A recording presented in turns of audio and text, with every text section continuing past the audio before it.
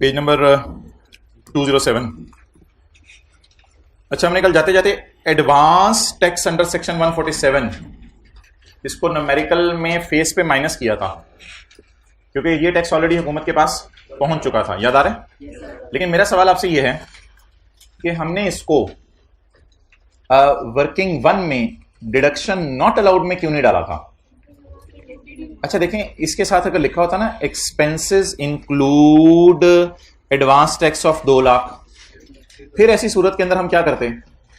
हो रहा है एक्सपेंसेस इंक्लूड, बोले बोले बोले, expenses include advance tax of 2 lakh, तो फिर तो खर्चों में भी पड़ा होता, फिर हम वर्किंग वन में ऐड भी करते और इधर आके लेस भी करते। लेकिन अभी से न्यूमेरिकल के फेस पे ओनली लेस क्यों किया है? क्योंकि एक्सपेंसेस इंक्लूड नहीं लिखा हुआ, इसलिए फेस पे से सिर्फ क्या कर देंगे? माइनस कर देंगे। अच्छा, अगली बात, इसके ऊपर स्मॉल एंड मीडियम एंटरप्राइज का रेट क्यों नहीं लगाया था? तो लिखे मैन्युफैक्चरिंग को सर्कल लगा के, इधर देखें तो जरा पहले क्वेश्चन 7 में मैन्युफैक्चरर भी था और सेल भी पता थी, तो सेल 0 से 100 मिलियन हो तो रेट कुछ और होता है, सेल 100 से 250 मिलियन हो एसएमई की तो रेट कुछ और होता है, याद आ रहा है ना? और 250 मिलियन से ज्यादा हो सेल एसएमई की तो रेट कुछ और होता है, लेकिन इसकी तो सेल ही अवेलेबल नहीं है, तो इसलिए अब हम एसएमई वाला रेट लगा ही नहीं सकते। तो लिखें मैन्युफैक्चरिंग को अंडरलाइन करके, ये मैन्युफैक्चरर है लेकिन ये मैन्युफैक्चरर है लेकिन इसकी सेल गिवन नहीं है। पेज 207 है 7 वाले की किताब पे, ये मैन्युफैक्चरर है लेकिन इसकी सेल गिवन नहीं है, इसलिए इस पर एसएमई का रेट नहीं लग सकता। हमें क्या पता सेल कितनी है? ये मैन्युफैक्चरर है लेकिन इसकी सेल गिवन नहीं है, इसलिए इस पर एसएमई का रेट नहीं लग सकता। I really appreciate those people जिनको कहा गया कल टाइम पे आने को, आज वो टाइम पे आए, और आप अच्छे बच्चे कल से और ज्यादा टाइम पे आए। चलें जी, नेक्स्ट।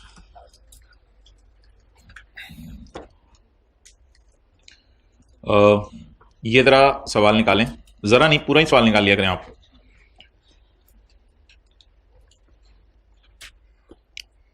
स्कल्पचर बेचे हैं हमने, क्वेश्चन नंबर 40 है, कौन सा है? अबे आ जाना यार, तू क्या कर रहा है? Question number 45। एक सवाल आपको याद है, लैंड एंड बिल्डिंग इकट्ठा बेचा था, और याद है लैंड एंड बिल्डिंग इकट्ठी बेची थी। Respond to the following situation, मुक्के नहीं मारने रिस्पॉन्ड में, respond to the following situation. हाँ, 1 जुलाई 2014 हमारे साल के पहले दिन, पता नहीं हमारे साल के पहले दिन, हमारा साल ही नहीं पता, सॉरी, बस 1 जुलाई 14, अहमद परचेज 2 स्कल्पचर्स, उसने 2 स्कल्पचर खरीदे। पहले की कॉस्ट 410, दूसरे की, दोनों की कॉस्ट अलग अलग पता है? दोनों की कॉस्ट अलग अलग पता है? ऑन 30 नवंबर 2019, कई सालों बाद अपना घर शिफ्ट कर रहा था, दोनों ही मुजस्मे चुप करके बेसमेंट के नीचे गायब हो गए। He lost both the sculptures, दोनों मुजस्मों ने गपशप मारी और निकल गए। ऑन 15 जनवरी 2020, ये टैक्स ईयर 2020 है, ऑन 15 जनवरी 20, और टैक्स ईयर 2015 में खरीदे थे, कोई बोंगी नहीं मानी टैक्स ईयर 14, अब मैं निकाल दूंगा जिसने ये बोंगी मारी। टैक्स ईयर 15 में खरीदे थे और टैक्स ईयर 2020 के अंदर ये इंश्योरेंस कंपनी ने मुझे 940 दे दी है इन ए सिंगल ट्रांजैक्शन। दोनों मुजस्मों की कंसिडरेशन अलग अलग मौजूद है, या दोनों मुजस्मों की कंसिडरेशन इकट्ठी दे दी है? इकट्ठी दे दी है या अलग अलग है? इकट्ठी दे दी है। अब मसला पड़ गया भाईजान, कॉस्ट तो दोनों की दी हुई है, पहले की 410, दूसरे की कॉस्ट दोनों की दी हुई है। मसला बताएं क्या हुआ है? On 15 January he received insurance claim of 940 in a single transaction against loss of 2 sculptures. इकट्ठे करके इसको कितने पैसे मिल गए? अब ये 940 ईच मिले हैं या 940 टोटल मिले हैं? टोटल मिले हैं। कैसे पता चला? On 15 January he received 940 in a single deal against the loss of. आप बता दें दोनों की सेल प्राइस अलग अलग 940 ईच है, या ये मैंने गलत लिखा हुआ 940? गलत लिखा है 940 ईच है या 940 दोनों की है? 940 ईच नहीं है, 940 दोनों की है। अब क्या करें? 940 को अंदर बुलाएं, कंसिडरेशन मैंने निकालनी है ना, 940 को अंदर बुलाएं, आप जरा अंदर तशरीफ लाएं, डिवाइड करें बोथ की फेयर वैल्यू से और मल्टीप्लाई करें पहले की फेयर वैल्यू से। याद आ रहा है? याद आ रहा है थोड़ा सा? डिवाइड करें बोथ की फेयर वैल्यू से, मल्टीप्लाई करें पहले की फेयर वैल्यू से। अच्छा, the fair value of both, fair value हमें मिली नहीं है, याद रखिएगा। फेयर वैल्यू तो उसने सवाल में इसलिए दे दी कि वो अपोर्शनमेंट करनी है। इस तरह का सवाल किया था यार क्लास में, लैंड एंड बिल्डिंग बेचने वाला। The fair value of both was, sorry, the fair value of one was 360 and the other was लेकिन मेरा पहले वाला कितने का 360। क्या जवाब आया 376। और दोबारा पकड़े 940 को, डिवाइड करें 360 और, लेकिन अब मल्टीप्लाई किससे करें 540 से 5। अब मुझे बता दें इन दोनों का टोटल 940 आना चाहिए ना, इन दोनों का टोटल 940। अब 940 को मैंने यूज किया या 940 को तकसीम कर दिया। अब पहले स्कल्पचर पे क्या आ रहा है लॉस, और दूसरे पे गेन। लॉस कितना 34 और गेन, अच्छा भाईजान आपको पता होगा लॉस स्कल्पचर पेंटिंग ज्वेलरी का माइनस करने की जरूरत नहीं है, ये नॉट अलाउड हो जाएगा। और गेन ऐड होता है, लेकिन गेन को 75% से मल्टीप्लाई करेंगे क्योंकि होल्डिंग पीरियड 1 साल से ज्यादा है। ये चीज का सोल्यूशन है। अब मैंने नोट करने का टाइम नहीं देना, इस तरह का सवाल आपको क्लास में करवाया, वैसे प्रैक्टिस करवाई थी मैंने। तस्वीर खींचनी है तो खींच लें। सो इट वाज ऑल आसान था सवाल जी। क्यों इंश्योरेंस कंपनी में ज्यादा पैसे भी दे सकते हैं, कोई मसला ही नहीं। नहीं कोई जरूरी नहीं है। सवाल आप दे दे तो हम क्या करेंगे, ज्यादा पैसे आ रहे हैं तो इनकार कर दें।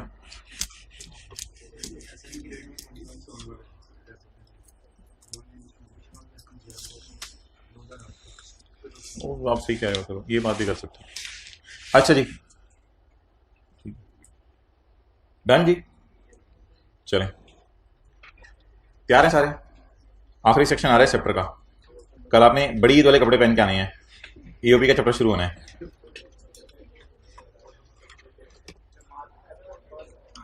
पिछली बड़ी ईद वाले, इस बड़ी ईद वाले तो अभी आपने लिए नहीं, मैं पिछली बड़ी ईद वाले बात कर रहा हूं। Page number 160। ये सेक्शन 3 लोगों पे लगेगा, 4 लोगों पे। जिस सेक्शन को आज हम पढ़ने लगे हैं, इस सेक्शन का नंबर है 113। इसका नाम है मिनिमम टैक्स। हर रेजिडेंट कंपनी पे ये सेक्शन लगेगा। वो नॉन रेजिडेंट कंपनी जिसकी पाकिस्तान में पक्की दुकान है, जैसे कोका कोला है, उसकी पाकिस्तान में पक्की ब्रांच है, तो वो नॉन रेजिडेंट कंपनी जिसकी पाकिस्तान में पक्की दुकान है उस पर भी ये सेक्शन लगेगा। बहरहाल इन दोनों का न्यूमेरिकल तो हमें नहीं आएगा, न्यूमेरिकल तो इंडिविजुअल एओपीज के आएंगे। तो ऐसा इंडिविजुअल जिसकी साल की सेल 100 मिलियन या उससे ज्यादा है, और ऐसी एओपी जिसकी साल की सेल 100 मिलियन या उससे ज्यादा है। ये रूल असल में 2017 में आया था, तो इसलिए उसने लिखा हुआ 2017 या उससे अगले सालों में इनकी सेल बढ़ी है। तो ब्रैकेट वाली बात इतनी इंपॉर्टेंट नहीं है। चलिए जी, 4 बंदों पे ये सेक्शन लग रहे हैं। जल्दी आगे बैठ जाओ, बड़ी इंपॉर्टेंट बात लगे। 4 बंदों पे ये सेक्शन लग रहे हैं। रेजिडेंट कंपनी, ऐसी नॉन रेजिडेंट कंपनी जिसकी पाकिस्तान में पक्की दुकान है। नंबर 3, ऐसा इंडिविजुअल जिसकी साल की सेल 100 मिलियन से ज्यादा है। ऐसी ईओपी जिसकी साल की सेल 100 मिलियन से ज्यादा है। इन 4 लोगों पे ये सेक्शन लग रहे हैं। निकाल लें जी पेज 161।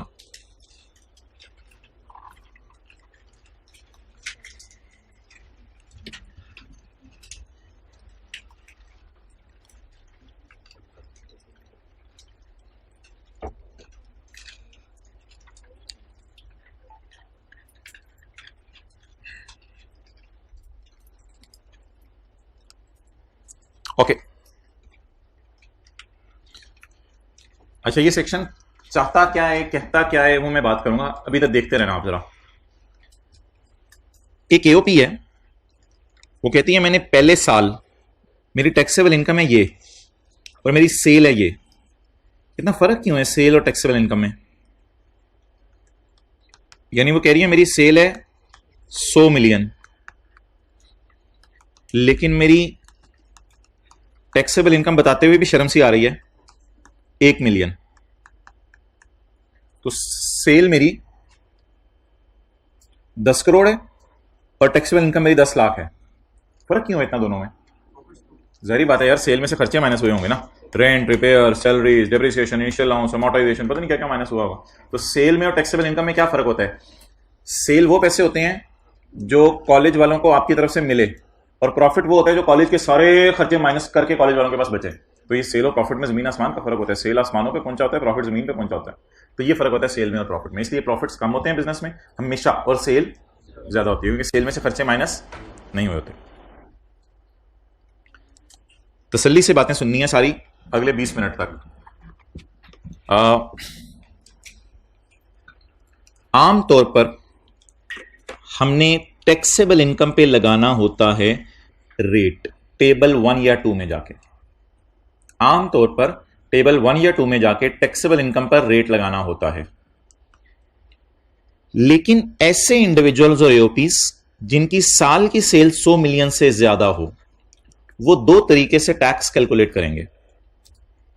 एक, ये लोग टैक्सेबल इनकम पर रेट लगाएंगे टेबल 1 के तहत, और दूसरा ये सेल के ऊपर 1.25% लगाएंगे। ये दो तरीके से टैक्स कैलकुलेट करेंगे। नंबर 1, ये एक तरीके से पुराने तरीके से टैक्स कैलकुलेट करेंगे। मैं जरा बात दोबारा कर रहा हूं। ये सेक्शन उन लोगों पर लगता है जिनकी साल की सेल 100 मिलियन से, जिनकी साल की सेल 100 मिलियन से ज्यादा हो, वो दो तरीके से टैक्स निकालेंगे। ये लोग टैक्सेबल इनकम पर टेबल 1 या 2 लगाएंगे और सेल पर एक बहुत कम रेट लगाएंगे, डेट इज 1.25%। सेल के ऊपर 1.25% टैक्स लगाएंगे। ये टैक्स निकाल लेने के बाद जो टैक्स निकलेगा सेल का 1.25%, उसे अलग जगह लिख लेंगे और इसके वाला टैक्स अलग जगह लिख लेंगे। अब आप जरा कैलकुलेटर पकड़ें और 100, कैलकुलेटर बड़ा जरूरी है आज की क्लास में। आपको दे 100, 200, 000 पर 100, 200, 000 पर लगाएं 1.25%। ये 1.25% बनेगा 0.0125 या डायरेक्ट या 1.25% जैसे भी लगाना चाहें। 1252 सही है। 120 मिलियन पे लगाएं 1.25%, 15 लाख आ रहे। इसका मतलब है हमारी किताब में कैलकुलेशन इत्तेफाकन सही है। 105 मिलियन के ऊपर लगाएं 1.25%, 131250 आ रहा है। इसका मतलब है मैंने सेल को पकड़ के इस पे कितने परसेंट लगा दिया? 1.25%। अब अगर मैं टेबल 1 में जाऊंगा तो मुझे पता है आप लोगों ने पूरा दिन मुझे लगवा देना है, तो इसलिए टेबल 1 में मैं नहीं जा रहा। 10,50,000 को घर जाके टेबल 1 में देखिएगा। इस तरह का टेबल होता है ना, वो इस पर टैक्स निकल आएगा 55,000। फिर घर दोबारा जाइएगा निकल के 72 लाख को टेबल 1 में जाके देखिएगा, इस पर टैक्स निकल आएगा 1640000। फिर बाहर के वाक खा के फिर दोबारा घर आइएगा, फिर 1445000 पे टैक्स निकालिएगा टेबल 1 के मुताबिक, और इस पर काफी हैवी रेट लगेगा 35% तक, तो ये टैक्स ये निकल आएगा। ठीक है। अब कितने तरीके से हमने टैक्स निकाल लिया? दो तरीके से। एक पुराना तरीका और लाल है ये नया तरीका, रेड। अच्छा, ये ब्लैक में पुराने तरीके से टैक्स निकल आया और आरईडी में नए तरीके से टैक्स निकल आया। ये दो तरीके से टैक्स निकल आया। अब सवाल यह है कि हमने हमारे प्यारे शहबाज शरीफ को कितना टैक्स देना है। सवाल यह है कि हमने कितना टैक्स देना है। कितने तरीके से टैक्स निकाल लिया? दो तरीके से टैक्स निकाल लिया। अब आपने कितना टैक्स देना है, सेक्शन का नाम क्या है? मिनिमम। पहला साल पहले साल का मतलब है अभी मुझे इल्हाम नहीं होना कि दूसरे साल में क्या होगा। हुकूमत कहती है कि कम से कम, मिनिमम का मतलब होता है कम से कम हमें सेल का 1.25% तो शेख साहब दे दें। अल्लाह आपके बिजनेस को चमकाए, आपकी सेल ही माशाल्लाह 100 मिलियन से ऊपर है, तो शेख साहब आप ये ऐसा अच्छा नहीं लगता कि आप सेल का 1.25% भी ना देके जा रहे हो, तो शेख साहब कम से कम सेल का 1.25% तो दे दें, 12 लाख तो दे दें कम से कम। हाँ, अगर ज्यादा बनता है आपका, बनता ही नहीं, बस ठीक है शेख साहब 12 लाख दे दें, बस ये है। तो 1.25% ऑफ सेल जो टैक्स है इसे कहते हैं मिनिमम टैक्स। मिनिमम का मतलब होता है उर्दू में कम से कम। तो हुकूमत के बंदे आए, हुकूमत के बंदे ने आके कहा बैठो भाईजान, होए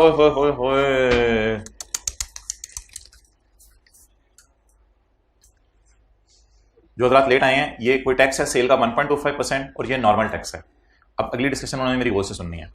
हुकूमत ने कहा ओ भाईजान कम से कम सेल का 1.25% तो दे दें शेख साहब, आपका अल्लाह बिजनेस चमकाए, कम से कम 12 लाख तो दे देना। हाँ, अगर ज्यादा बनता है आपका नॉर्मल तरीके से तो ज्यादा दे दें, लेकिन आपको तो ज्यादा बनता ही नहीं। आप कितना दे दें? 12 लाख। चलें जी, पहले साल का टैक्स मुझे कैलकुलेट करवाएं, कितना है? 12 लाख। ईयर 1 भाई वो बकरी, ये कल से ना जरा व्हाइट बोर्ड साफ सही तरह करवाया करो, किसी को कह देना। अच्छा जी, पहला साल टैक्स पेएबल आपका, अटेंशन चाहिए बहुत ज्यादा, 1252500, ये आपका टैक्स पेएबल टू गवर्नमेंट आ गया। कम से कम हुकूमत ने कहा कितना दे दो? सेल का 1.25%। हाँ, अगर उससे आपका ज्यादा बने तो हुकूमत ने जैसी वो फिगर देखी, ठीक है ये दे दें आप हमें, बात खत्म होगी मेरी। लेकिन अब ये बंदा ना रोएगा, ये बंदा रोएगा ये बंदा ना अथरू बहाएगा, इधर गाड़ियां जा रही होंगी, रो रहा होगा। अब ये बंदा रोएगा इस बात पे कि मेरा टैक्स आम लोगों के मुताबिक कितना बनता था 55,000, लेकिन मेरे से ले कितना लिया 12 लाख। अब हुकूमत इसे एक बेनिफिट देगी, हुकूमत कहेगी एक दो आंसू रख लो, बाकी मैं पूछ देते हैं, तो तुम ऐसा करो कैरी फॉरवर्ड कर लो, कैरी फॉरवर्ड कर लो टैक्स। कितना तुमने दिया है 12 लाख के करीब, कितना तुम्हारा बनता था 55।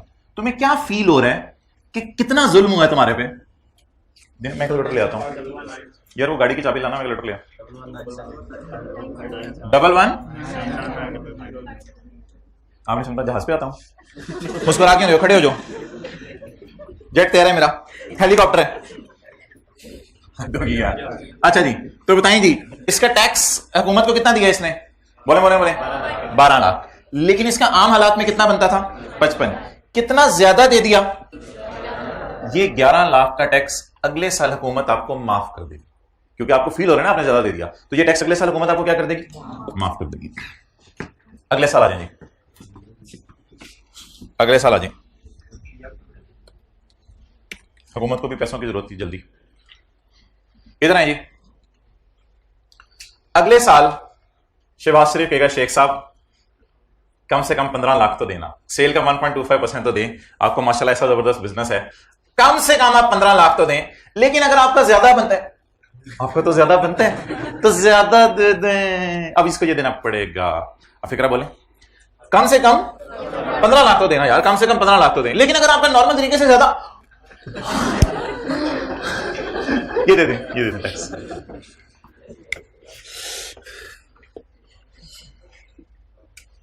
कितना बन रहा है?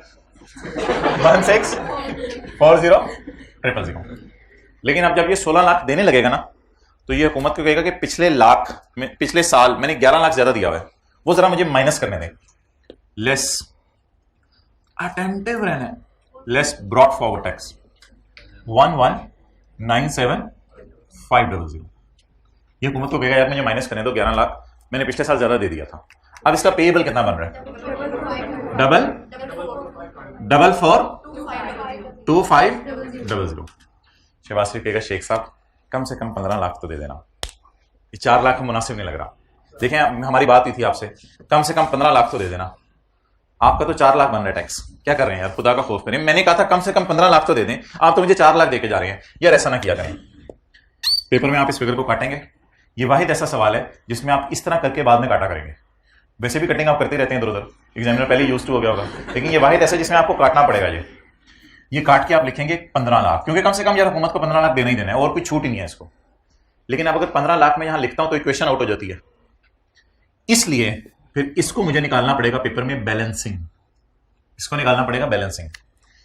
16 लाख में से क्या माइनस करूं तो 15 लाख आ जाए, दोनों का डिफरेंस ले लें बस, 1,40,000। 1,40,000 का टैक्स आपको माफ हो गया। आपका क्या दिल चाह रहा था कितना माफ कराऊं? 11 लाख। माफ कितना हो गया? अब सारी टेंटिव हो गए, कोई गेम शुरू हुई है ना, पहले तो ऐसे देख रहे थे। अच्छा अब कैरी फॉरवर्ड, कितना आपका दिल चाह रहा था कि माइनस कर लूं? 11 लाख। कितना फिलहाल हो सका? कितना फिर कभी माइनस कर लेंगे? 157,500। सबर सबर सबर, मुझे अगला साल करा लेने दे, फिर मैं आपके सवाल लूंगा।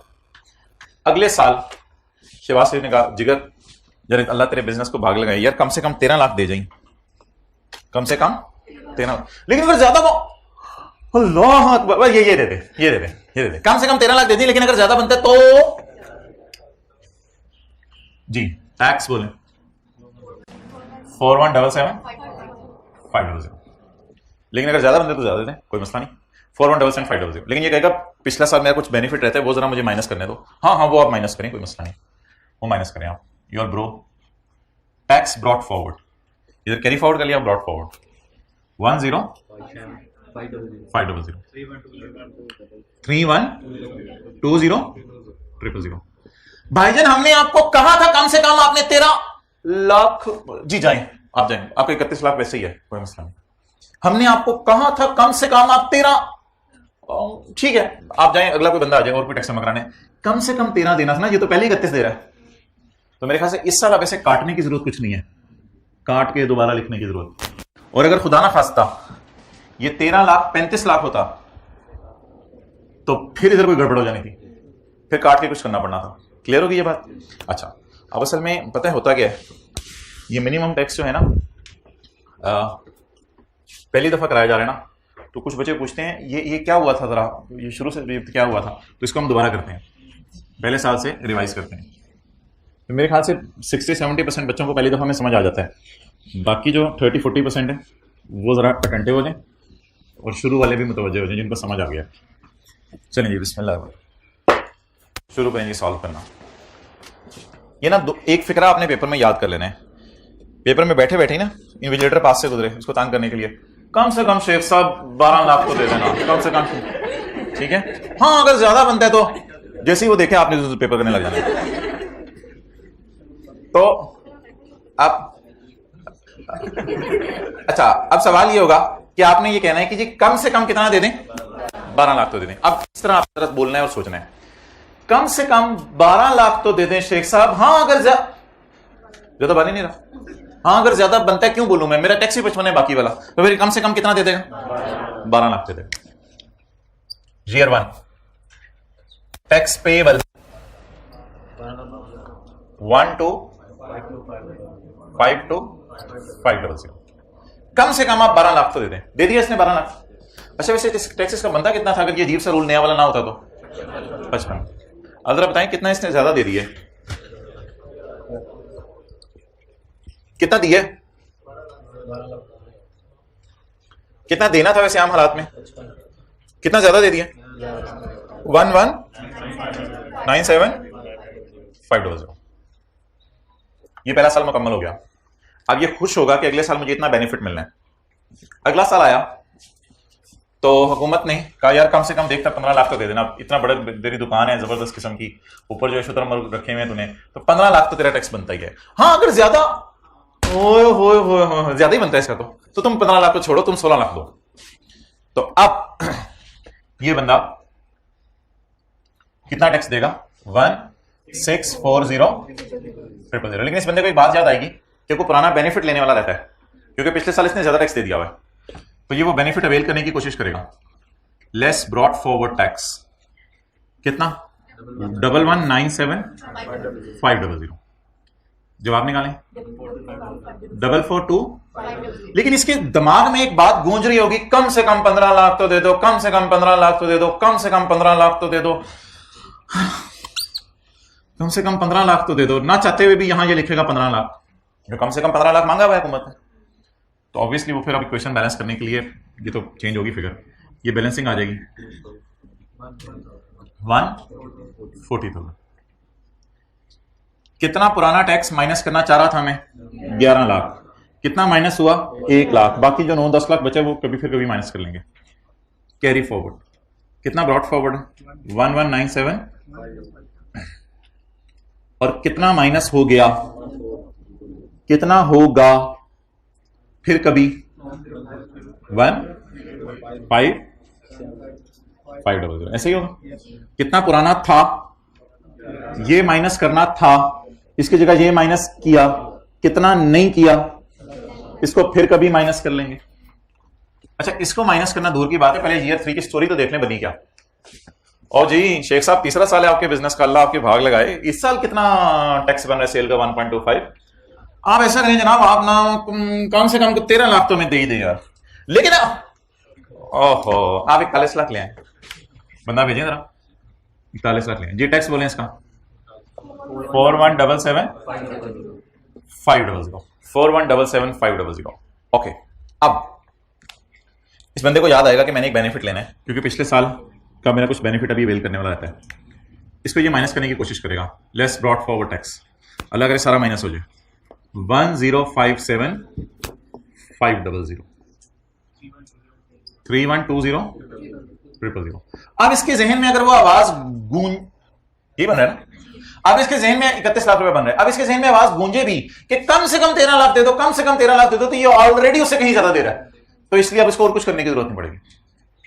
अब जो कैरी फॉरवर्ड होगा वो 1057500 माइनस करने को दिल चाह रहा था और हो भी गया 1057500। अब कितना कैरी फॉरवर्ड होगा अगले साल, तो अगले साल अब कुछ माइनस करने की जरूरत नहीं क्योंकि सारा माइनस हो गया। अब व्हाइट बोर्ड पे देखे बगैर नोट कर लें।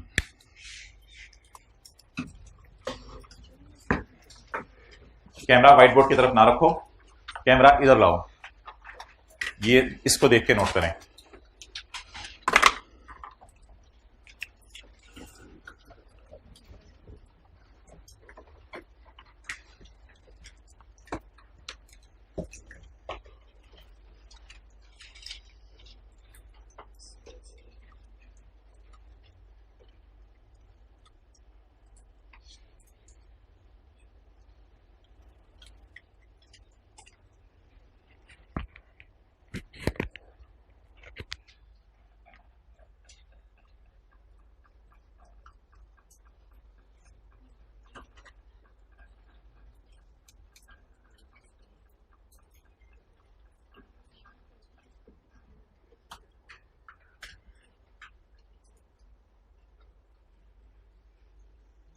हाइब्रिड वाले खुश नसीब हैं क्योंकि उनको व्हाइट बोर्ड नज़र नहीं आ रहा, इसलिए वो खुद अकल लगा रहे हैं, जान मार रहे हैं, और आप लोगों में से मैं कुछ देख रहा हूं कि इधर उधर नजरें लेके जा रहे हैं।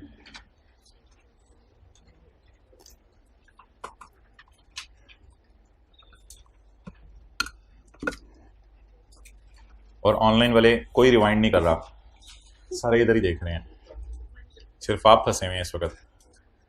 फिजिकल के नुकसान और हाइब्रिड ऑनलाइन के फजाइल सुनाए जा रहे हैं, जल्दी करें।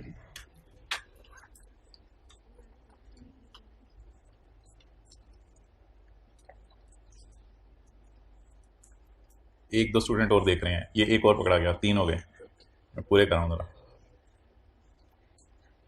कर दो यार, कैमरा उधर कर दो, जो मर्जी करें कर दो, तो कैमरा जाए मेरी तरफ से, अब उधर ही रखना।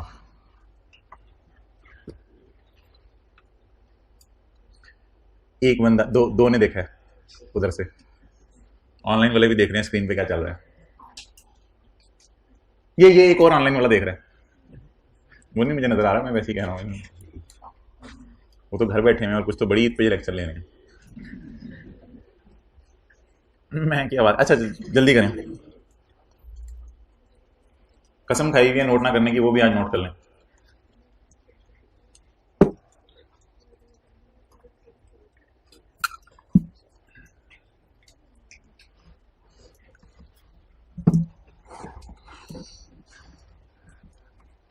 डन जी, कोई सवाल है तो पूछ लें,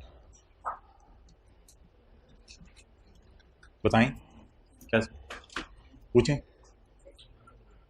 अच्छा तो पिछली रो में चले जाएं, आप 2-3 स्टूडेंट्स उठ के ना पिछली रो में चले जाएं।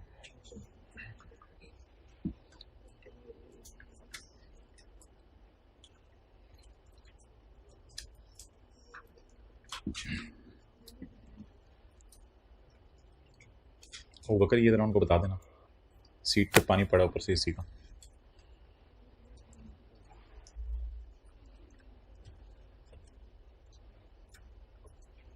ओके चलें जी। अच्छा मेथोडोलॉजी क्या होगी पूरी तरह सुन लें, एक तो रिवीजन भी हो जाएगी। ये वाला टेक्स्ट ना आपने पेपर में पहले देखा करना है, वो वाला फिर बाद में देखा करना है। और उर्दू का फिक्रा ये बोलना है कम से कम 12 लाख तो दे दें, लेकिन अगर ज्यादा बन ही नहीं रहा 55,000 को छोड़ें, अभी कम से कम कितना दे दें जी 12 लाख। इसके साथ मैंने लिख दिया टैक्स पेबल। वैसे देने को कितना दिन जा रहा था, 11 लाख को अगले साल माइनस कर लेंगे, अगले साल वही कम से कम आप कितना दे दें 15 लाख, लेकिन आपका तो ऑलरेडी ज्यादा बन रहा है, तो आप फिर 15 लाख ना दें, आप कितना दें 16,40,000 दें। लेकिन अगर आपने बेनिफिट लेना है तो वो जरूर लें, उसे हम मना नहीं करेंगे, लेकिन बेनिफिट लेने के बाद आपका टैक्स इतना कम हो गया है कि वो सिर्फ 4 लाख रह गया। तो हमने आपको थोड़ी देर पहले कहा था कम से कम कितना दे दें 15 लाख दे दें, तो अब आप कितना सिर्फ बेनिफिट ले सकते हैं 140 का। अब कितना टैक्स माइनस करने को दिल चाह रहा था, कितना माइनस हुआ, कितना फिर कभी माइनस कर लेंगे 10 लाख। जब अगला साल आएगा तो अगले साल यहीं से शुरू करें, कम से कम आप 13 लाख तो दे दें, लेकिन अगर आपका ज्यादा बन रहा है तो ज्यादा दे दें, इसको तो ज्यादा बन रहा है ये ज्यादा दे दें आप। हाँ बेनिफिट आप पिछला जरूर माइनस कर लें, आपका टैक्स आ गया 31 लाख। अब एक दफा दोबारा सवाल में आके सोचें, कम से कम मैंने 13 लाख देना था, लेकिन अल्लाह का शुक्र है अब तो ऑलरेडी पहले ही कितना दे रहा हूं, तो अब मुझे कुछ काटने कूटने की कोई जरूरत नहीं। वो मसला इस साल में इसलिए आया था कि वो फिगर जो है 15 लाख से भी कम हो गई थी।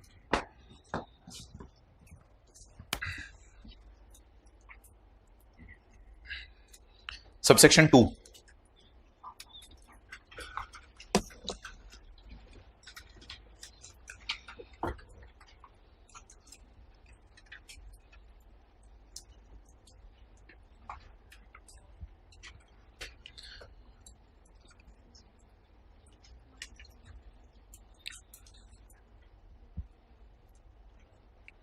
where this section applies, जब ये सेक्शन लगेगा, the sale shall be treated as income। जब ये सेक्शन लगेगा तो cell shall be treated as income। पहली बात ये होगी। दूसरी बात, the person shall pay income tax at 1.25% of sale। the person shall pay income tax at 1.25% of sale। तो ये दो बातें ज़बानी याद कर लें। Where this section shall apply, sale shall be assumed as income and the person shall shave 1.25% of sale। In some cases reduced rate is applicable। Rate 1.25% है, कुछ लोगों ने अपने लिए 1 करवा लिया हुआ है, कुछ लोगों ने मेहनत करके हुकूमत से 0.5% भी करवा लिया हुआ है। तो इसके अलावा अगर कोई रेट दिया हुआ पेपर में वो यूज कर लीजिएगा। वैसे रेट 1.25 ही है और ये रेट आपको याद करने की जरूरत नहीं है, ये रेट पेपर में गिवन होगा, पता चले घर में जाके 1.25% याद कर रहे हो। Okay, where tax paid at 1.25% of sale कितने? Where tax paid at 1.25% of sale कितने? 1252 is greater than actual tax. Actual कितना था? 5500। Where 1252 to 500 is greater than actual tax payable, the excess जरा मैं देख लूं कितना था। the excess 1197500 1197500। where 1252 is greater than 55, the excess amount of tax payable shall be carried forward। the excess amount of tax shall be so carry forward कर लो, shall be carried forward against the actual tax liability of the subsequent 5 years। अगले 5 साल तक इसको minus कर सकते हैं। हमने 1197500 में से 140 यहां माइनस किया था, 1057500 यहां माइनस किया, फिर भी माइनस ना हो सकता तो अगले साल माइनस करते, उससे अगले साल माइनस करते, उससे अगले साल माइनस करते, उससे अगले साल चपेट पड़ती, तो अगले 5 साल माइनस हो सकता है। अगले 5 साल यानी अगर मैं इसको ईयर 1 को 2001 का साल कहूं, ईयर 1 2001, तो 2002 में माइनस कर लें, नहीं माइनस हुआ 3 में माइनस कर लें, नहीं माइनस हुआ 4 में माइनस कर लें, नहीं माइनस हुआ 5 में माइनस कर लें, नहीं माइनस हुआ 6 में माइनस कर लें, नहीं माइनस हुआ तो 7 में माइनस नहीं करना, बस अगले 5 साल माइनस कर लें। और हमारा अल्लाह का शुक्र है 2 साल में सारा माइनस हो गया था। The excess shall be carried forward against adjustment of actual tax liability of अगले 5 साल। लेकिन ये 5 साल में ना ये वाला साल नहीं डालना, अगली लाइन उसने ये लिखी है, ये वाला साल नहीं डालना, इस साल के एंड से गिनना शुरू करना है, यानी अगले साल से गिनना है। The 5 years will start from the end of the year, हमारे साल के एंड से गिनना शुरू करना है, यानी फिर कितने साल बनेंगे? अगले 5। The 5 years will start from the end of the year for which minimum tax is paid। किस साल मिनिमम टैक्स पे किया है? मिनिमम टैक्स होता है सेल का 1.25, वो ये वाली फिगर थी। इस साल मिनिमम टैक्स पे कर दिया, इससे आगे 5 साल गिनने, इसके एंड से आगे 5 साल, तो फिर तो टोटल 5 अगले बनेंगे ना। हमारे साल को डाल के बात करें तो 6 साल, लेकिन हमारे साल को निकाल के बात करेंगे असल में। तो अगर 2016 का न्यूमेरिकल है तो ये कब तक कैरी फॉरवर्ड हो सकता है? 17, 18, 19, 20, 21। तो 2016 वाला 2021 तक माइनस हो सकता है, 2022 में डेड हो जाएगा, 22 में माइनस नहीं हो सकता, 16 वाला 21 तक कैरी फॉरवर्ड होगा। चलें जल्दी जल्दी याद कर लें। Sale will be considered as income, a rate of 1.25% will be applied on sale where tax paid on sale is greater than actual tax, the excess shall be carried forward to next 5 years against the actual tax and the 5 years will start from the end of our tax year in which the minimum tax is paid। okay,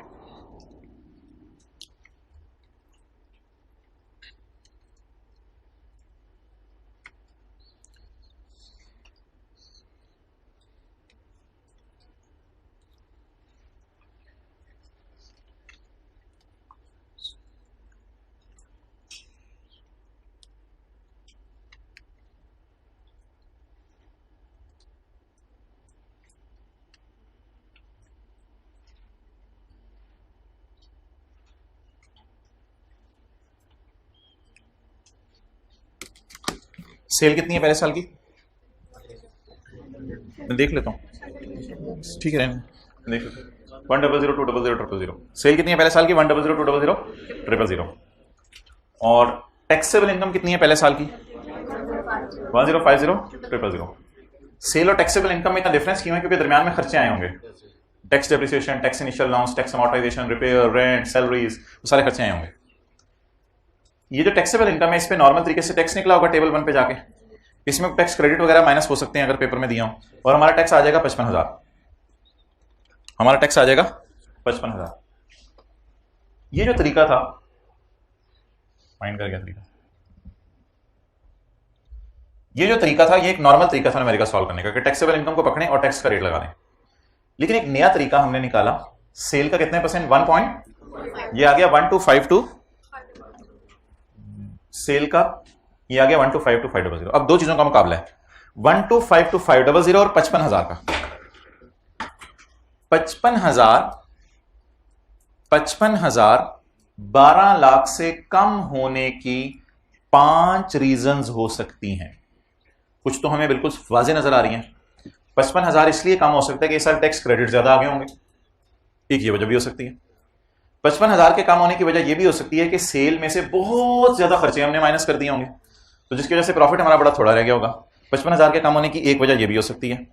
एक तीसरी वजह भी हो सकती है 55,000 के कम होने की, कि 55,000 इसलिए कम आ रहा है क्योंकि कोई पिछले साल का हो सकता है लॉस हो, तो लॉसेस के चैप्टर में हम पढ़ेंगे, अगर पिछले साल का 3 लाख लॉस है तो इस साल की 10 लाख इनकम है, तो 10 लाख माइनस 3 लाख 7 लाख पे टैक्स निकालेंगे, तो ये तो बड़ा कम टैक्स आएगा। तो 3 रीजंस तो मैंने आपको सवाल के मुंह से शो कर दी। 55,000 जो कि नॉर्मल तरीके से निकला है, ये 55,000 सेल के 1.25% से कम होने की एक रीजन है खर्चे, एक रीजन है टैक्स क्रेडिट्स, और एक रीजन है कि ये फिगर में हो सकता है कोई लॉसेस भी माइनस किए हो हमने पिछले सालों के। ये 3 बातें हो गई। चौथी बात, कई दफा हुकूमत किसी को कहती है तुम्हारी इनकम माफ है कुछ सालों के लिए, एग्रीकल्चर की बात नहीं कर रहा, वो तो पक्की माफ है ना। मिसाल के तौर पे क्रिश्चियन कॉलेज वाले कहते हैं जी हमें 6 महीने भी नहीं हुए बिजनेस शुरू हुए, हुकूमत ने कहा चलो 1 साल आपकी इनकम माफ। अब अगर हुकूमत ने इनको कह दिया कि 1 साल आपकी इनकम माफ, तो फिर होगा क्या? अब इनकी इनकम इधर होगी लेकिन टैक्स में 0 लिखूंगा। अब जब ये 0 लिखूंगा तो 0 यहां आएगा, obviously 0 will also be less than this. तो ये भी एक सिनेरियो बन सकता है कि इधर 0 आ जाए और ये 125,500 हो, तो फिर भी मजबूरन कॉलेज को 1.25% टैक्स देना पड़ेगा। अगर आपकी इनकम माफ है, ये सेक्शन फिर भी आपके लगना है। एग्रीकल्चर इनकम पे ये सेक्शन नहीं लगेगा, वो तो पक्की माफ है ना इनकम। कोई बंदे को 1-2 साल के लिए हुकूमत इनकम माफ कर दे तो उस पर ये सेक्शन स्टिल लगता है। और 5वीं रीजन ये हो सकती है कि आपका इस साल लॉस आ गया, सेल तो आपकी 100 मिलियन थी लेकिन आपने खर्चे माइनस किए तो -7 मिलियन का लॉस आ गया। अगर -7 मिलियन का इस साल लॉस आ गया तो इस साल लॉस आने की वजह से क्या होगा? आपका टैक्स 0 आ जाएगा। जब टैक्स 0 आ जाएगा तो लॉस पे तो टैक्स नहीं होता, टैक्स 0 आ जाएगा तो जालिमाना हुकूमत कहेगी सेल पे 1.25% लगा के शेख साहब कम से कम इतना तो दे दें, माना कि आपके लॉसेज आ रहे हैं, कम से कम इतना तो दे दें। वो बेचारे को इतना देना पड़ेगा। हाँ, अगले सालों में वो आपको पता है कैरी फॉरवर्ड हो जाता है, वो कोई मसला नहीं। तो there are 5 reasons of 55 being less than 12। खर्चे, टैक्स क्रेडिट, पुराने लॉसेस, इस साल का लॉस, ये मैंने इस साल का लॉस लिखा है, इस साल का लॉस ये, और उसके बाद एग्जेम्पशंस। ये मैं आ जाता हूं, नोट कर देता हूं। कितना कह रहे हैं ये प्यार से भी कहा जा सकता है, नोट कर लें, नोट कर लें मेरे भाई, बबलू नोट कर लें, भालू नोट कर लें। बातों के भूत बातों से ही मानते हैं।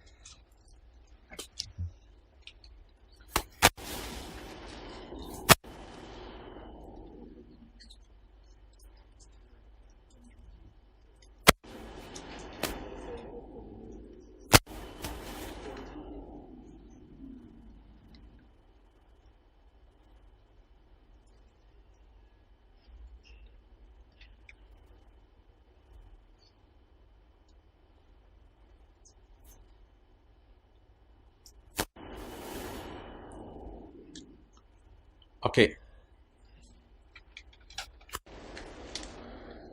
पढ़ोगे लिखोगे बनोगे नवाब। जल्दी कर, जल्दी कर।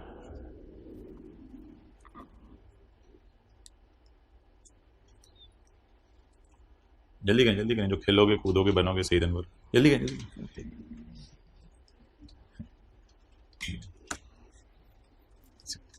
खेलने कूदने वाले भी आजकल काफी आगे निकल गए हैं वैसे। ओके जल्दी करें, हमारे से छक्का नहीं लगता।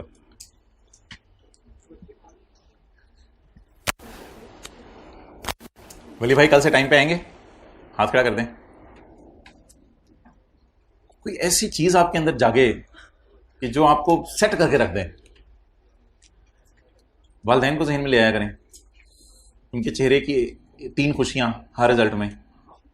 जबरदस्त बेटा, पहला पेपर अम्मी पास, दूसरा पेपर पास, तीसरा पेपर पास।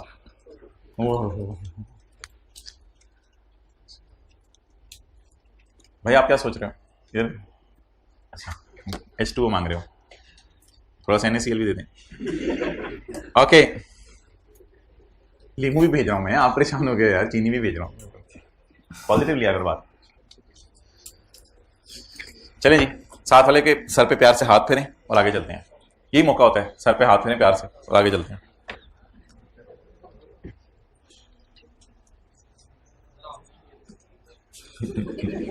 रहने दो बस।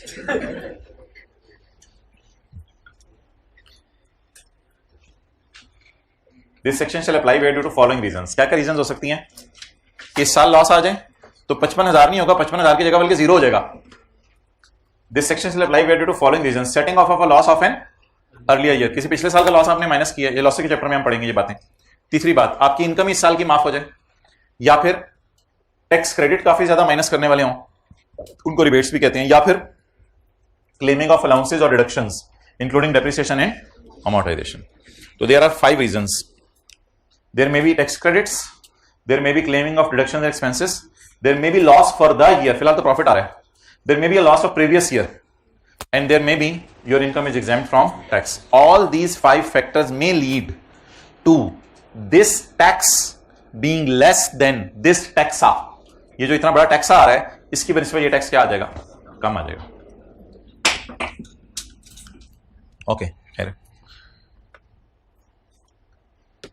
अच्छा, क्या ऐसा हो सकता है कि ये 55,000 हो और ये ज्यादा हो सकता है। क्या ऐसा हो सकता है कि ये 0 हो और ये ज्यादा हो? बिल्कुल ऐसा भी हो सकता है। तो 2 बातें उसने लिखी हैं। कहते कभी कभी जिंदगी के मोड़ पे ऐसा होगा कि इशारा बंद हो जाए। कहते कभी कभी नो टैक्सेस पेएबल होगा, कभी कभी यानी 55,000 की जगह सिर्फ 0 होगा, और कभी कभी tax payable is less than 1.25% of sale. ये 5 चीजें कहां तक पहुंचा देती हैं इंसान को? आप समझ आ रही बात?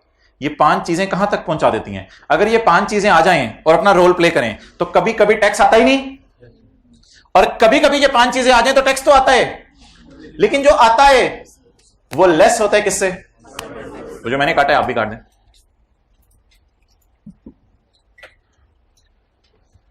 I will do as a teacher do. As you sow, so shall you reap.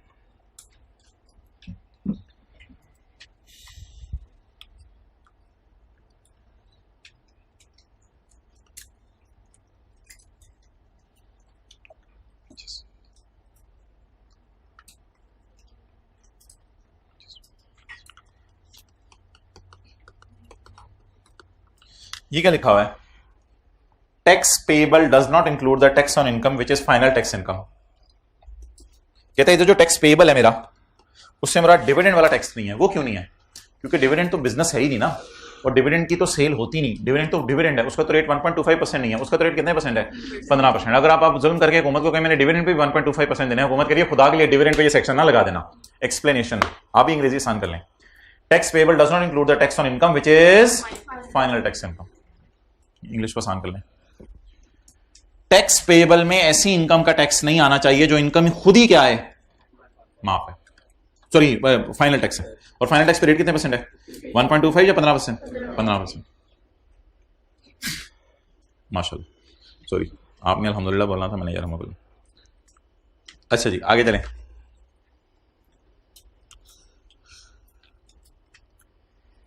अच्छा भाई अब एक मसला है कि सेल की डेफिनेशन क्या है।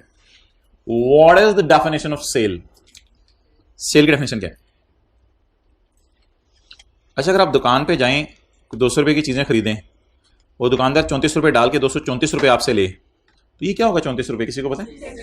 100 रुपए की चीज 17 रुपए डाल के 117 रुपए आपसे मांगे, तो ये 17 रुपए क्या होगा? Sales tax. तो सेल्स टैक्स का पाकिस्तान में रेट क्या है? 17%। एग्जाम्पल 1, एक दुकानदार है, वो बड़े बॉर्डर लाइन पे है, उसकी सेल है 95 मिलियन, लेकिन अगर सेल्स टैक्स डाल दें तो उसकी सेल 100 मिलियन से बढ़ जाती है। अब वो बड़ा परेशान है, कहता है मुझे समझ नहीं आ रही मेरे पे ये सेक्शन लगता है या नहीं लगता। अब अगर मैं सेल्स टैक्स ना डालूं तो मेरी सेल 100 मिलियन से कम बन रही है, ऊपर देख रहे हैं। अगर मैं सेल्स टैक्स डालूं तो मेरी सेल 100 मिलियन से। अब मैं लॉ मेकर से पूछना चाह रहा हूं तुम्हारी सेल से मुराद कौन सी वाली सेल है? लॉ मेकर ने खुशखबरी सुनाई, सेल से मुराद है मेरी सेल्स टैक्स के बगैर वाली सेल। दुकानदार खुश हो गया, अल्लाह का शुक्र है, वो वाली तो मेरी 100 मिलियन से क्या है? कम है। तो अभी मैं आपको टर्नओवर की डेफिनेशन पढ़ाने लगा हूं, उसमें हम पढ़ेंगे कि सेल आपने सेल्स टैक्स डाल के नहीं लेनी, सेल्स आपने सेल्स टैक्स निकाल के लेनी है, यानी सेल्स टैक्स के बगैर वाली सेल लेनी है। तो अल्लाह का शुक्र है लॉ मेकर की इंटेंशन ये वाली सेल है, ये वाली सेल नहीं है।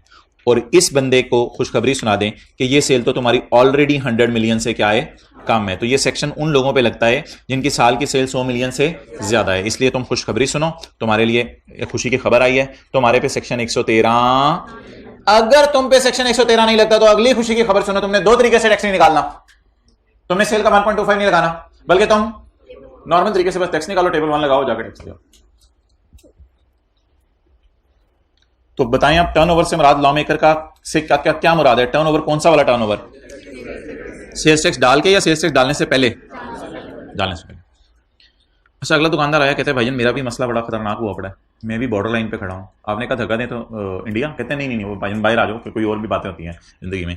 कहते हैं मेरी सेल थी 110 मिलियन, लेकिन मेरी बेगम बानो ने कहा अन्य डिस्काउंट दो, मैंने धड़ाधड़ डिस्काउंट दिए लोगों को, और अब मेरी सेल सिर्फ 90 मिलियन की है। तो कुछ चीजें ऐड वाली होती हैं, कुछ की नेचर लेस वाली होती है। सेल्स टैक्स सेल में डल के सेल को बढ़ाता है, लेकिन डिस्काउंट सेल में माइनस करके सेल को कम करते हैं। अब अगेन फड्डा यही पड़ा हुआ है कि मैं कौन सी वाली सेल लूं, ये वाली सेल लूं या ये वाली सेल लूं। तो उसमें मैं अपनी तरफ से कुछ नहीं कर सकता, मैं लॉ मेकर से गाइडेंस लूंगा। और अभी आपको थोड़ी देर में पढ़ाऊंगा, लॉ मेकर कहेगा भाईजान आप ये वाली सेल लें, निकाल के। उधर मैंने क्या कहा था? सेल्स टैक्स इग्नोर करके सेल लें। इधर क्या करें? ट्रेड डिस्काउंट माइनस करके सेल लेनी है। और अल्लाह का शुक्र है ये वाली सेल तो इसी किससे कम है? 100 मिलियन से कम है। तो इधर आपने पेपर में डिसीजन लेना है डिस्काउंट माइनस करके, डिस्काउंट माइनस किए बगैर डिसीजन नहीं लेना। तो अब बता दें इसकी सेल क्या हो गई? 100 मिलियन से कम। तो इसे खुशी की खबर सुनाएं, आपको मुबारक हो, आप सेक्शन 113 नहीं लगना। डन हो गया? एक दुकानदार आया, कहते हैं यार मेरा मसला बड़ा टेक्निकल सा है। हमने कहा क्या हुआ? तू भी बॉर्डर पे खड़ा है? कहते हैं हाँ मैं भी बॉर्डर पे खड़ा हूं। तेरा क्या मसला है? कहते हैं मैं सेल ऑफ गुड्स से पैसे कमाए हैं 90 मिलियन, और मैंने किसी कंपनी के शेयर खरीदे थे, उसने मुझे डिविडेंड दे दिया 30 मिलियन। हालांकि मेरी इतनी औकात नहीं थी, लेकिन फिर भी मुझे 30 मिलियन डिविडेंड मिल गया, अन्ना डिविडेंड मिल गया मुझे।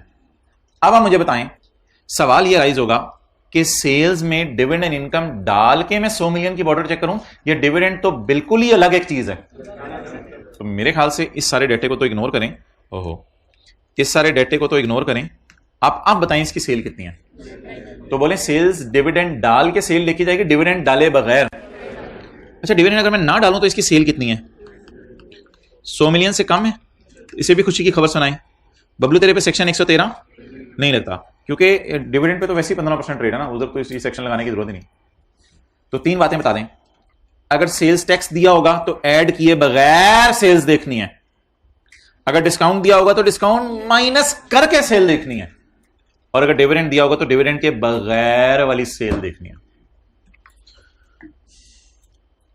अच्छा जी, क्रिश्चियन कॉलेज वाले कहते हैं कि जी बच्चों से फीस आई है 90 मिलियन, ज्यादा ही हो गई है। अच्छा, बच्चों से फीस आई है 90 मिलियन, एज्यूम कर लेते हैं, हमें एज्यूम करने में क्या मसला है।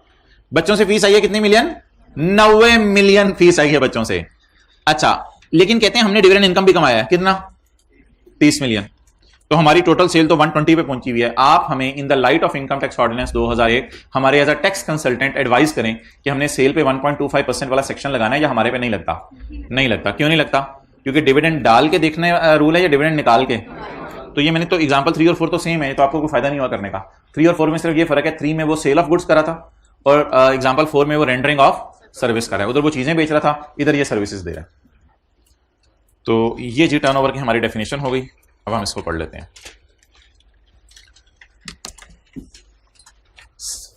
टर्नओवर का मतलब है द ग्रॉस रिसीट। ये क्या होता है ग्रॉस रिसीट? डॉक्टर साहब के लिए ग्रॉस रिसीट वो होती है जो आप ऑपरेशन कराने के पैसे दें। मेडिकल स्टोर के लिए ग्रॉस रिसीट वो होती है जो आप दवाई के पैसे दें।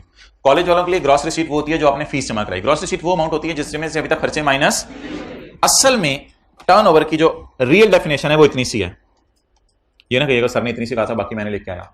तो असल डेफिनेशन टर्नओवर की यही है। टर्नओवर मीन द, आगे वजाहत है क्या चीजें डालनी है क्या नहीं डालनी, असल डेफिनेशन खत्म हो गई है। Turnover mean the gross receipt from sale of goods excluding sales tax. असल में ना ये जो फिगर होती है ना इसको कहते हैं एक्सक्लूडिंग सेल्स टैक्स, और इस फिगर को कहते हैं इंक्लूडिंग सेल्स टैक्स। तो डिसीजन किस बेस पे लेना है? एक्सेलेंट, एक्सक्लूडिंग के बेस पे। इंक्लूडिंग डाल के नहीं देखना, डाले बगैर देखना है। तो सेल्स टैक्स एक्सक्लूड करके जो फिगर है वो वाली, तो वो तो फिर ऊपर वाली फिगर है। जैसे आप 100 रुपए की चीज खरीदें 117 रुपए पे करें तो 100 रुपए is excluding sales tax and 117 includes sales tax. अच्छा, सेल्स टैक्स की एक बहन है फेडरल एक्साइज, वो भी फर्ज करें 16 मिलियन की यहां पड़ी हो, तो 95 प्लस 16 ये तो पता नहीं 127 मिलियन कितने पे पहुंच जाए, उसको भी आपने इग्नोर करना है सेल्स टैक्स की तरह, क्योंकि सेल्स टैक्स की बहन है, उसको भी आपने इग्नोर करना है। तो सेल्स टैक्स की तरह की एक और चीज पेपर में आ सकती है, उसका नाम क्या हो सकता है? उसको भी सेल्स टैक्स की तरह इग्नोर करना है।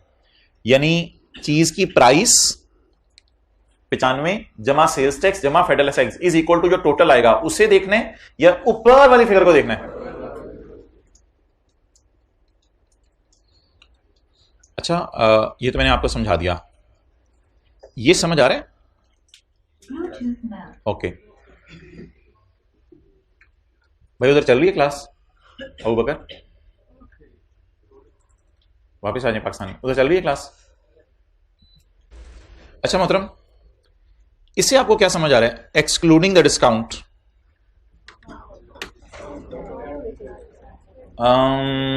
एक्सक्लूडिंग द डिस्काउंट से आपको क्या समझ आ रही है? अच्छा मुझे ये वो लोग बताएं, वो हाथ खड़ा करें जिनको एक्सक्लूडिंग द डिस्काउंट जो इंग्लिश का फिक्रा है वो उसी तरह लग रहा है जिस तरह मैंने शॉपकीपर बी समझाया है। अच्छा, कितने लोगों को एक्सक्लूडिंग द डिस्काउंट का मतलब कुछ और लग रहा है और इधर ट्रीटमेंट कुछ और लग रही है? वो जरा हाथ खड़ा करें। अच्छा, असल में ना ये थोड़ा सा अंग्रेजों ने बड़ा अजीब सा फिक्रा बनाया है। एक्सक्लूडिंग डिस्काउंट जो है ना, न्यूमेरिकली आपको बात समझ आ गई है? पहले ये जरा एग्री कर लें, न्यूमेरिकली बात समझ आ गई है? ट्रेड डिस्काउंट माइनस करके वाली सेल देखनी है या पहले वाली सेल देखनी है? तो अल्लाह का शुक्र है माइनस करके वाली सेल इसकी 100 मिलियन से कम है, इस पे सेक्शन नहीं लगा। न्यूमेरिकली बात क्लियर होगी? अब मेरा थ्योरी बड़ी अजीब सी और बोंगी सी थ्योरी है, हमें कम से कम हम जैसे उर्दू दानों को वो अंग्रेजी समझ आना जरा मुश्किल सी चीज है। वो कहते हैं डिस्काउंट को एक्सक्लूड करो। अच्छा, कुछ बच्चे ये कहते हैं एक्सक्लूड करने का मतलब है इग्नोर करो, तो फिर ये वाली सेल देखें। अब ये तो फिर गलत नतीजे पे पहुंच गए। तो शायद एक्सक्लूड का मतलब यहां ये है कि माइनस करो, तो एक्सक्लूड यहां फिर माइनस के मानों में इस्तेमाल हो रहा है, क्योंकि ये माइनस टाइप चीज है ना, वो पर प्लस टाइप चीज थी, तो ये माइनस के मानों में यहां यूज हो रहा है। बहरहाल यार आपको अंग्रेजी समझ आई नहीं आई, कॉन्सेप्ट मैंने आपको दे दिया। तो ये अंग्रेजी थोड़ी सी टफ है, बच्चों को परेशान करती है, तो मेरे से बाद में ना पूछिएगा मुझे ये समझ आ रहा है। जो लॉ मेकर की समझ है वो मैंने आपकी समझ में दानी में डालने की कोशिश की है, आई होप वो आपको समझ आ गई होगी। लेकिन इंग्लिश का फिक्र आप रट्टा मारना है, जो मर्जी करना है, इट्स अप टू यू। तो एक्सक्लूडिंग द डिस्काउंट मतलब डिस्काउंट माइनस कर दें, वो ये कहना चाह रहा है। एक्सक्लूडिंग द डिस्काउंट, और डिस्काउंट की लेकिन शर्त है, डिस्काउंट अगर आपने माइनस करना है तो बिलों के ऊपर लिखा होना चाहिए। और दुकानदार अक्सर बिल पे लिखते हैं, या कई दुकान के ऊपर लिख के लगाया होता है कि इतना डिस्काउंट है। दुकान पे लिखना जरूरी नहीं, आप बिल के ऊपर लिखें कि मैंने इतना डिस्काउंट दिया। अगर आप बिल पे लिख देंगे तो माइनस करने की इजाजत है। ये तो हो गई भाईजान सेल्स टैक्स वाली एग्जांपल 1, डिस्काउंट वाली हो गई हमारी एग्जांपल नंबर 2। अब ये डिविडेंड वाली पढ़ लेते हैं, एग्जांपल 3, शॉपकीपर सी वाली बात है। एग्जांपल 3 मैंने आपको क्या कराई है?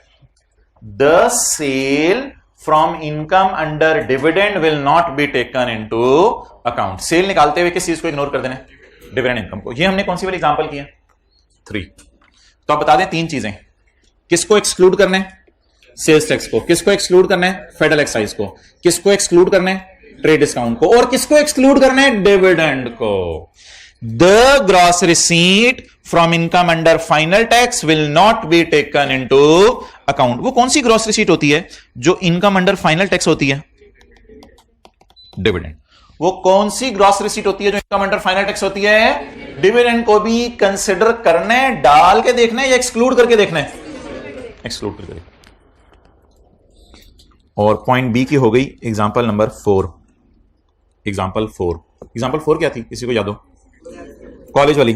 द ग्रॉस फीस, यहां उसने फीस का लफ्ज यूज किया है क्योंकि अक्सर जो लोग सर्विसेज देते हैं वो फीस लेते हैं आपसे। डॉक्टर की भी फीस का लफ्ज़ यूज होता है। दुकान पे कभी नहीं आपने सुना होगा बोतल है इसकी फीस कितनी है, भाईजान की हो गया है यार मैं सुबह कॉलेज की फीस जमा करा के आया हूँ, फिर मैं डॉक्टर को दान दिखा के आया हूँ तो मैं फीस चढ़ावा दिमाग पे, तो बोतल की फीस कितनी है।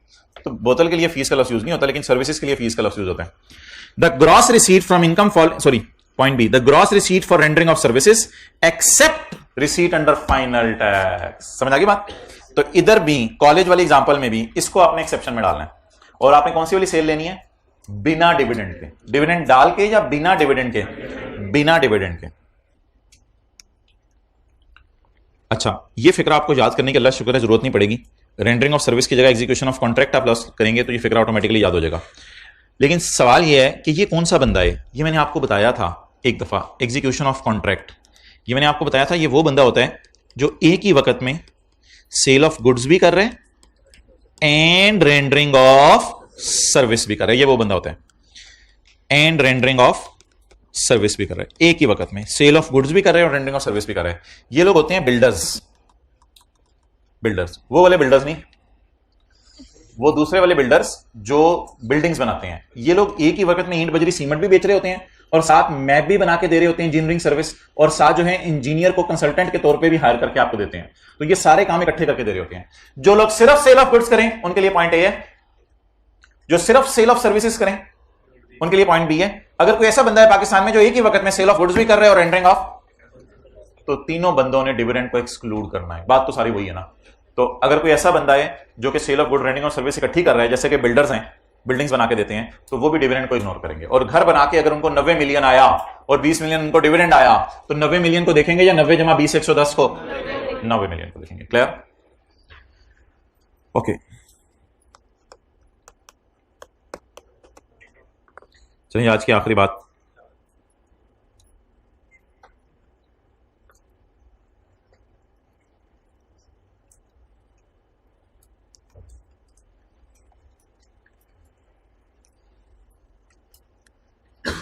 पीटीसीएल एक कंपनी है।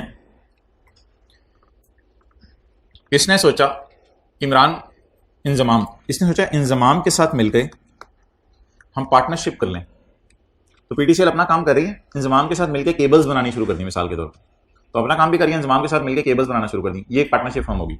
इसमें पीटीसीएल ने 40% हिस्सा डाला और इंजमाम ने 60%। साल के एंड पे पीटीसीएल की अपनी सेल 3 मिलियन और फर्म की सेल 1 मिलियन। क्या कोई मुझे बता सकता है पीटीसीएल की टोटल सेल क्या होगी?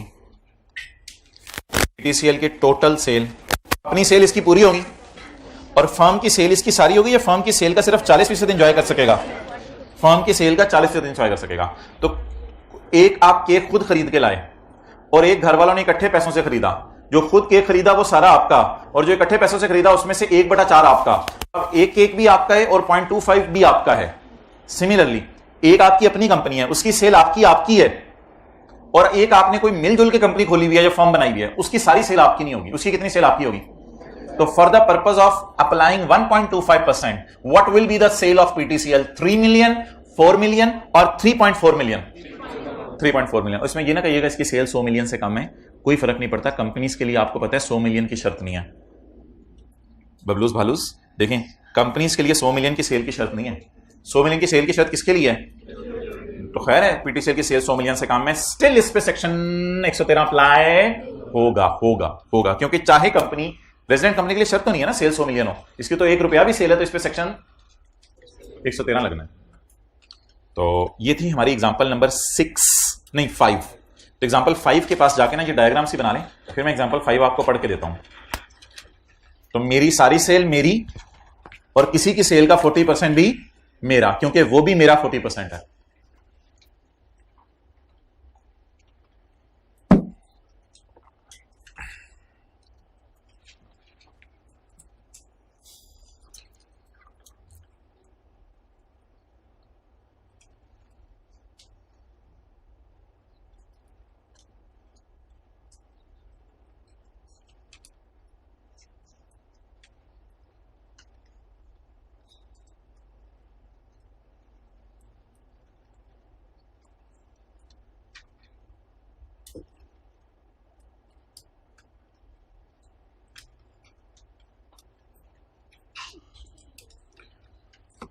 चलें जी, चलें जी, अल्लाह आपके भाग लगाए, आगे चलिए। एग्जाम्पल 5, जल्दी जल्दी जल्दी जल्दी जल्दी। Example 5, sales sales sales. Company की अपनी सेल्स कितनी है? 3 million. This company is also a partner in a partnership firm. This company is also a partner in a partnership firm and has purchase 40% सरमाया of partnership firm. Sales of partnership firm is 1 million. No what is total sale of PTCL? मेरी अपनी cell अपनी और किसी की cell का 40% भी मेरा, तो टोटल कितना हो गया? अब अगर कभी 1.25% लगाना पड़ा तो किस पे लगाएंगे? 3 मिलियन पे या 34 लाख पे? 34 लाख। ये इंग्लिश का फिक्रा मैं कोशिश करता हूं आसान करने की, हो गया तो well and good. Point D,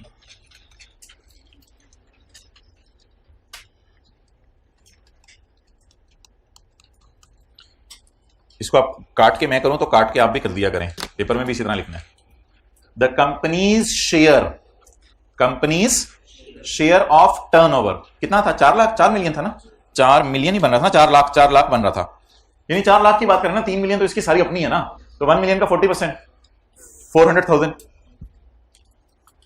the companies share of turnover received as profit from AOP, received as profit from AOP. थोड़ा सा जरा याद करना पड़ेगा ये फिक्रा। The companies share of turnover received as profit from AOP. वैसे टर्नओवर कितना है? 1 मिलियन। इसमें company's share 40%, company's share of sale received from AOP. थोड़ा सा ना इसको ब्रैकेट में ले लेंगे तो ज्यादा आसान महसूस होगा।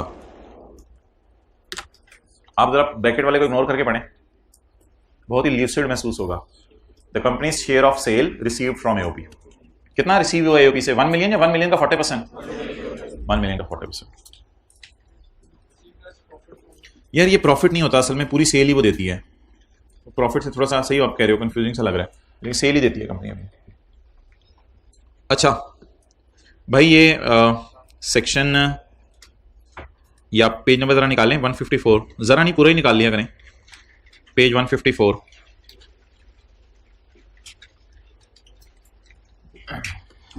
कह रहे एक बात मैं आपसे पूछूं, एग्जाम्पल जरा रिवाइज कर लेते हैं। पॉइंट 7 में एक एग्जाम्पल की थी। एक एसेट आपने परचेज किया था 40,000 का। एक एसेट आपने कितने का परचेज किया था? 40,000 का। फर्ज करें ये कुर्सी आपने 40,000 की खरीदी थी। Asset comprise of 2 components. इसकी जो फोम है लगी हुई उसका नाम मैं रख देता हूं मिसाल के तौर पे H, और इसकी बाकी बॉडी का नाम रख देता हूं M। The asset comprise of M ये आपको नजर आ रहा है पूरी बॉडी, एंड H इसकी सीट नजर आ रही है।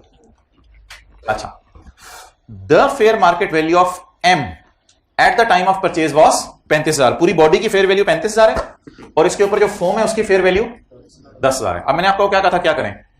मैंने आपको कहा था 40 की पकड़ें कॉस्ट, 40 की कॉस्ट है ना, और दोनों की फेयर वैल्यू 35 जमा 10, लेकिन दोनों की फेयर वैल्यू का टोटल, येलो वाली फिगर सवाल में गिवन थी, टोटल कितना आ गया? 45। अब मुझे बता दें मैंने 45 की खरीदी है या मैंने 40 की खरीदी है? मैंने 40 की खरीदी है। अब 40 के तोड़ के 2 हिस्से कर दें, इसका मतलब है मैंने कुर्सी में M कितने का खरीदा है और H 8.9। अच्छा मुझे ये बताएं कि अगर ये मेरी कॉस्ट अलग हो गई है, अगर मैं इसको बेचूं तो गेन लॉस कैसे निकलेगा? मैंने क्या बेचा है? M बेचा है, तो गेन लॉस कैसे निकलेगा M का? देखिएगा इधर, M का गेन लॉस कैसे निकलेगा? गेन लॉस की कैलकुलेशन करने लगा मैं, कंसिडरेशन माइनस टैक्स वालों की WDV। भाईजान ऐसा ही है, कंसिडरेशन तो मुझे सवाल में गिवन नहीं है। The M is disposed of in, ये तो फेयर वैल्यू 2009 की गिवन है, खरीदने के टाइम की, बेचने के वक्त की तो कंसिडरेशन गिवन नहीं है, तो वो तो मैं तेरा क्वेश्चन मार्क लगा देता हूं, सवाल में गिवन नहीं है। लेकिन टैक्स WDV तो मैं निकाल सकता हूं आपको रिवीजन कराने के लिए, टैक्स WDV। अच्छा मुझे बताइए खरीदा कब था? 2009 में। उसके बाद पुराना पाकिस्तान था, नया पाकिस्तान था? 1 जुलाई 20 से पुरानी बात है, पुराना। तो पुराने में ये रूल था कि खरीदने के साल में फुल डिप्रिसिएशन और बेचने के साल में सिरे से डिप्रिशिएट नहीं करना। तो 2009 का साल, 10 का साल और 11 का साल, इसकी मुझे डिफरेंस निकलवाएं, हिम्मत हौसला, इसके डिफरेंस निकलवाएं। कॉस्ट बताएं खाली M की 31.1, ये कॉस्ट आ गई M की। इसमें डेप्रिसिएशन माइनस करें 2009 की, बिल्डिंग के लिए 10, कंप्यूटर के लिए 30, बाकी सबके लिए 15। इसे मैं चलो फर्नीचर रिज्यूम कर लेता हूं, फर्नीचर रिज्यूम कर लेता हूं। एसेट के ऊपर फर्नीचर लिख लीजिएगा, अभी मैं लिखवा दूंगा फर्नीचर। तो बिल्डिंग के लिए 10, कंप्यूटर के लिए 30, बाकी सबके लिए 15%। कितना हो गया? 4.6 WDV। कल तक निकल आएगी 26 पॉइंट, ये फिर 11 में से 6 जाएगा तो 5 आएगा ना। अच्छा, मैंने 50% फैक्टर क्यों नहीं लगाया? क्योंकि पुराना रूल लगना है, बीवी मल्टीप्लाइड बाय 15%।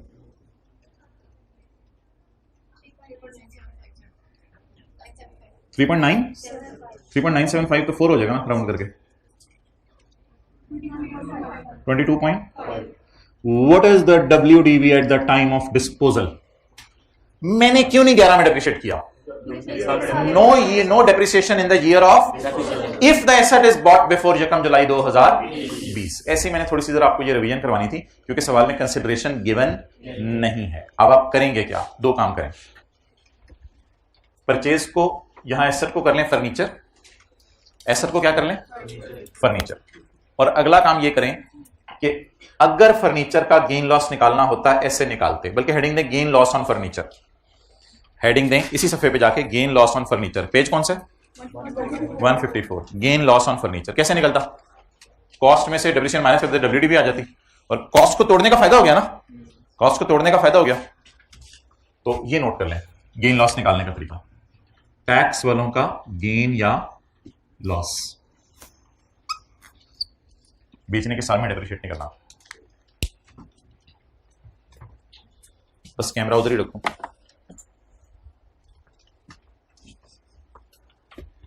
ठीक है जी।